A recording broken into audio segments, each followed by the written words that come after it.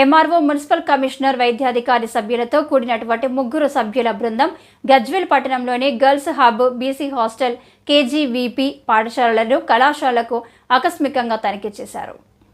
సిద్దిపేట జిల్లా కలెక్టర్ మను చౌదరి ఆదేశాల మేరకు గజ్వేల్ ప్రజ్ఞాపూర్ మున్సిపాలిటీ పరిధిలోని మండల 3% కమిటీ బృందం kitchen, store room, washrooms, dormitory రూమ్లను పరిశీలించారు. పిల్లలకు వడ్డించే మెను, బియ్యం, ఆహార పదార్థాలను పర్యవేక్షించారు. హాస్టల్ పరిసరాల పరిశుభ్రత, వాషింగ్ ఏరియా పరిశీలించి వారికి తగిన సూచనలు చేశారు.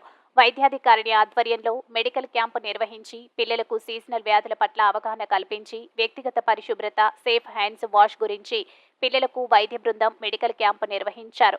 సడన్ సర్ప్రైజ్ విజిట్ గా doctor incharge Siddipet KGBVB special officer sanitation పైన, వ్యక్తిగత పరిశుభ్రత, పరిసరాల పరిశుభ్రత, సీజనల్ వ్యాధులపైన, టాయిలెట్స్ క్లీనింగ్స్, వంటగదిలో శుభ్రత పైన విద్యార్థులకు bad touch, good touch, Beti Padhao Beti Bachao, safe hand wash పైన సూచనలు, సలహాలు ఇచ్చారు.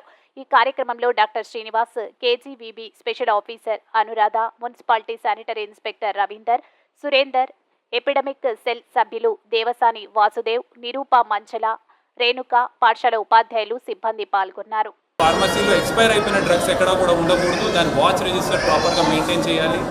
అండ్ మనకి అయిపోయిన డ్రగ్స్ ఏమన్నా ఉంటే ఇమ్మీడియట్గా ఇండెంట్ రైజ్ చేసి ఇమ్మీడియట్గా తెచ్చుకునే విధంగా చూసుకోవాల్సిందిగా సూచించాము.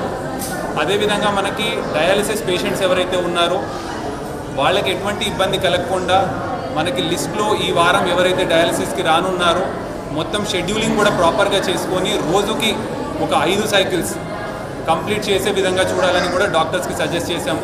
ఓవరాల్గా ఈ ఏరియా హాస్పిటల్ గజ్వేల్లో పేషెంట్స్ వచ్చినప్పుడు వాళ్ళకి రైట్ ఫ్రమ్ ఫస్ట్ పాయింట్ నుంచి లాస్ట్ వరకు ట్రీట్మెంట్ అందజేసే వరకు ఎటువంటి ఇబ్బంది కలగకూడదు అనేది కూడా మొత్తము డిస్ట్రిక్ట్ అడ్మినిస్ట్రేషన్, అదేవిధంగా హాస్పిటల్ యంత్రాంగం కూడా దానికి ఏబుల్గా ఉండాలని చెప్పడం జరిగింది.